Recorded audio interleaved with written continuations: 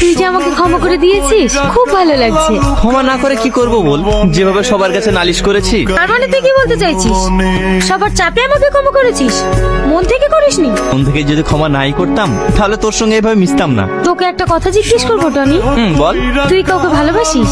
আরে এই কলেজের প্রত্যেকটা ছেলে মেয়ে জানে আমি কাকে ভালোবাসি, আর তুই আমাকে নতুন করে জিজ্ঞেস করছিস? এই যে তুই আংটিকে ভালোবাসিস? আরে না না, হাঙ্কিকে ভালোবাসতে যাবো কেন, হাঙ্কির মালিককে ভালোবাসি। এই তোরা এখানে বসে গল্প করছিস, ওদিকে যে পল্লিগ্রাম টিভির বড় ইউটিউবার বিশু এসেছে, তাড়াতাড়ি চ।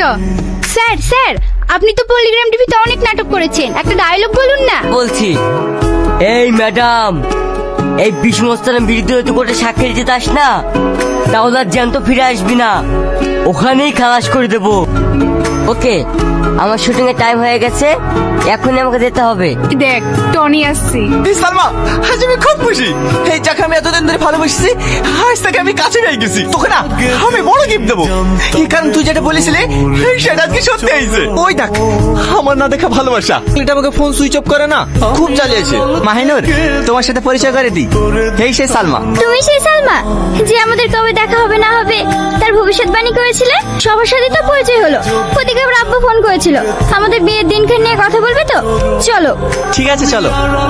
এই তোরা থাক তাহলে, আসছি। সালমা, তোর কথাই সত্যি হলো রে, টনির সাথে ওই মেয়েটার বিয়ে ঠিক হয়ে গেছে। দেখ সালমা, ভেঙে পড়লে হবে না, তোকে যেতেই হবে। টনিকে তুই ভালোবাসিস এই কথা তোকে বলতেই হবে। আমি বলতে পারবো না, ও সুখী থাকো, এটাই আমি চাই। এটাই তো লাস্ট সুযোগ, আর কোনোদিনও পাবি না। চ, এক্ষুনি যেতে হবে।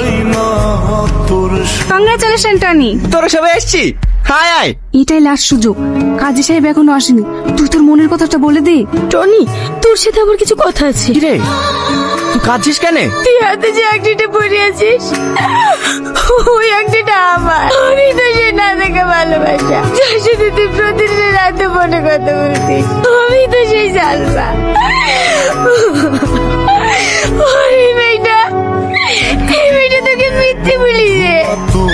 ও সালমা না, আমি সালমা। আমি তোকে না পেলে বাঁচবো না টনি, তোকে আমি অনেক ভালোবাসি।